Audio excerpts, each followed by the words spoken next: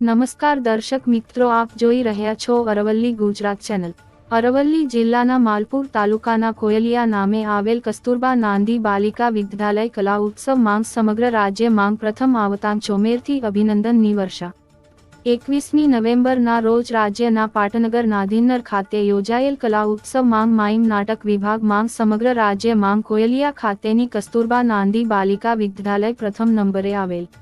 આ વિરલ સિદ્ધિ હાંસલ કરનાર કસ્તુરબા નાંદી બાલિકા વિદ્યાલયને ચોતરફથી અભિનંદનની વર્ષા થઈ હતી।